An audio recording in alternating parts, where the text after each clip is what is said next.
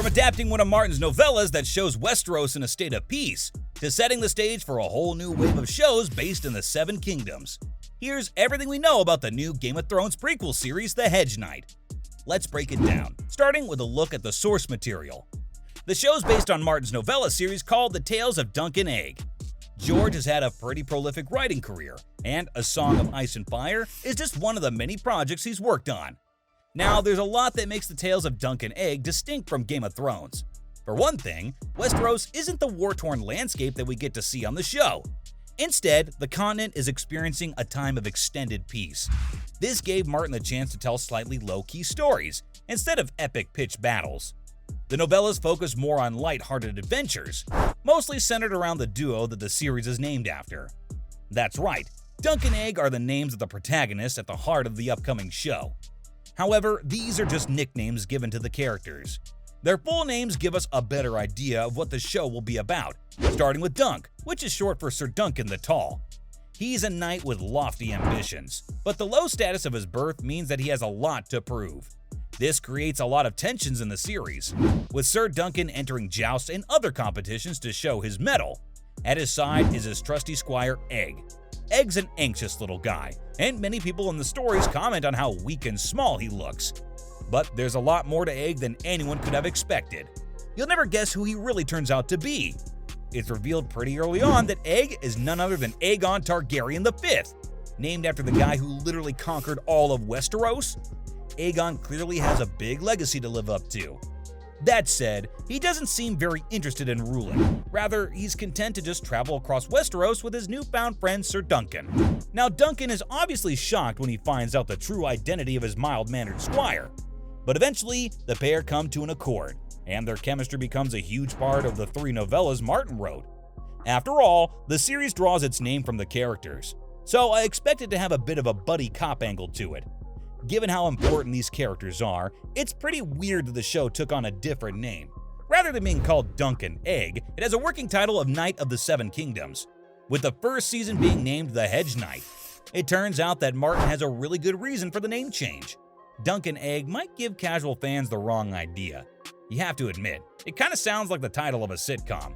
I doubt anyone would associate it with Westeros the first time they hear it. Martin named the novellas The Tales of Dunk and Egg because he wanted the stories to seem less serious, and the show will definitely go for a similar vibe. But the name had to change, otherwise it would have taken ages for people to figure it out. At its core, the story is all about chivalry and the burden of knighthood, and changing the name helps the show to reflect that. What's more, the novellas were compiled into a single book called Knight of the Seven Kingdoms. So Martin's clearly been trying to move away from the original name for quite a long time. Moving on.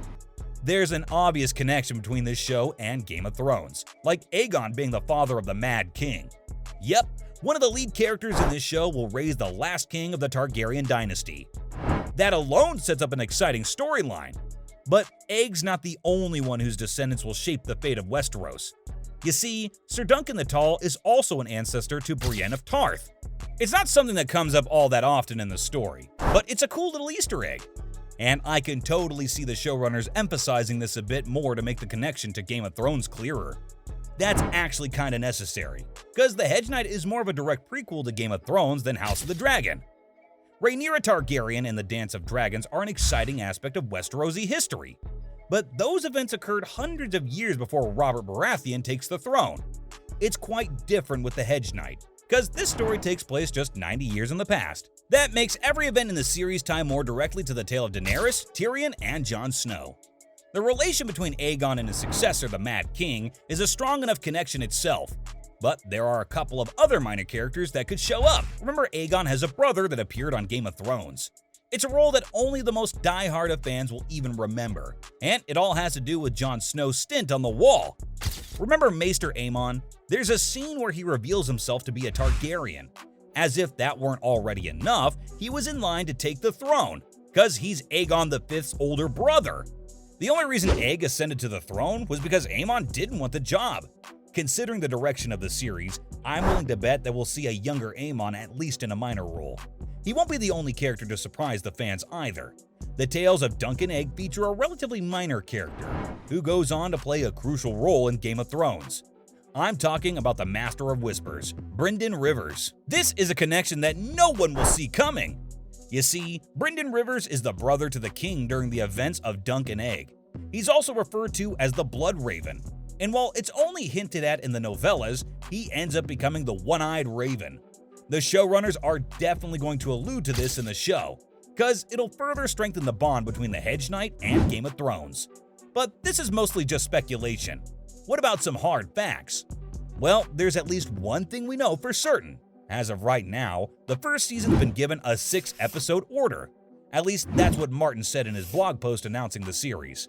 6 episodes might sound like too little, but these are novellas, not novels. So a shorter runtime might help tighten up the storyline. Also, if the announcements are anything to go by, it's looking like each season will adapt one book from the series. That means at least 3 seasons of content.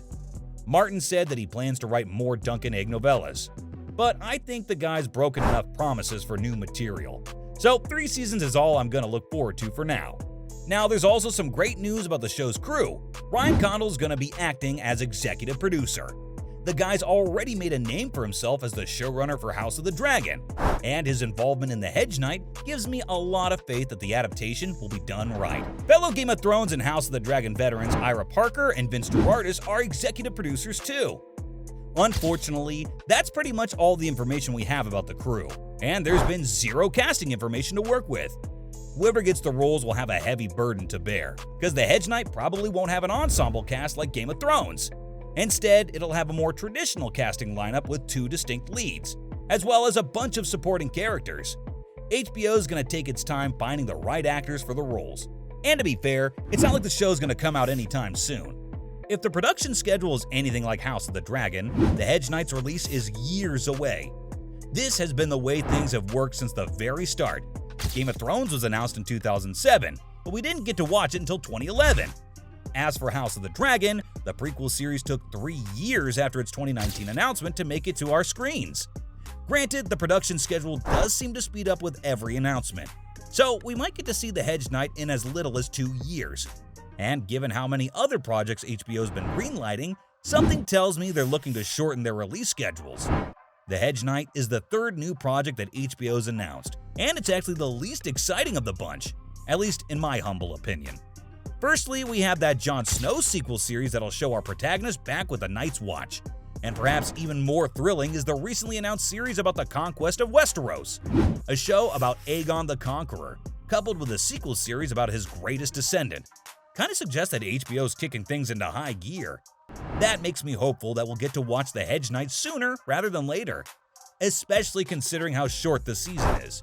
So from launching a slew of new series that expand the saga of Westeros, to depicting a simpler time in George R.R. Martin's bloody universe, this was everything we know about the Game of Thrones prequel series The Hedge Knight. Thanks for watching, and I'll see you next time.